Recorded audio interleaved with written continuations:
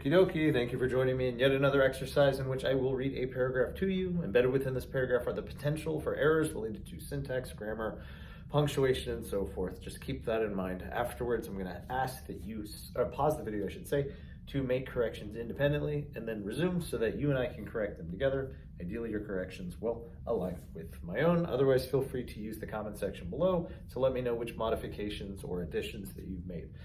All right, let's start by reading with our title, The Great Salt Lake. Jim Bridger was a mountain man known for his skill as a trapper, trader, and guide to wagon trains headed west. In the mid-1820s, Bridger was following the Bear River in Utah to find where it emptied.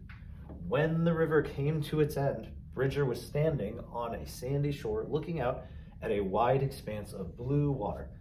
Gulls circled overhead, and a scent of the sea was in the air.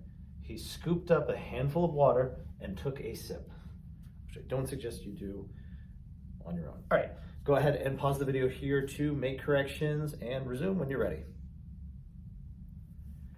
All right, I am moving, so let's go ahead and start to correct.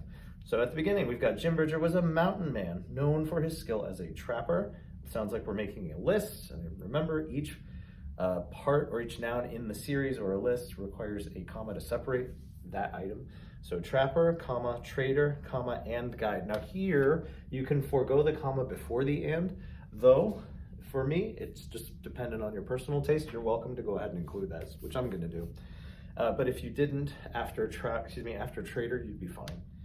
Trader and guide to wagon trains headed west, period. In the mid-1820s, Bridger was following the Bear River, which is a proper noun. Let's go ahead and capitalize it. Excuse me, coming out of a cold. In Utah, this is the name of a state in our union, so I'm going to go ahead and capitalize it. It's a proper noun.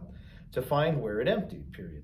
When the river came to its end, and traditionally you would see an apostrophe appended to a word before that S to showcase ownership. However, when it comes to the object pronoun it's the opposite. So when it doesn't include the apostrophe, that's when it shows ownership or possession.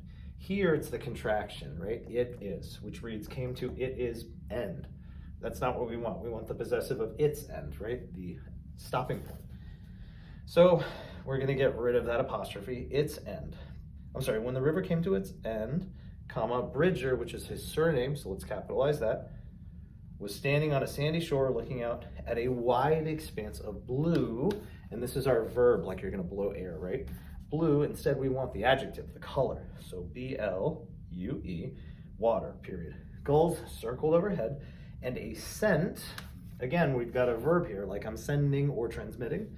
Instead, I'm talking about the smell, or at least I would like to talk about the smell of the sea. So that's gonna be S-C-E-N-T, of the sea was in the air, period. Next sentence, let's go ahead and capitalize that pronoun. He scooped up a handful of water and took a sip, period. Okie dokie. Thus concludes the corrections for this paragraph. Again, if you had additional modifications you made or perhaps substitutions, feel free to let me know in the comments section below. Otherwise, I look forward to working with you in the next one. Oh, and if you found it helpful, please give it a like. Subscribe if you would like to. Practice. All right. Thank you. Bye.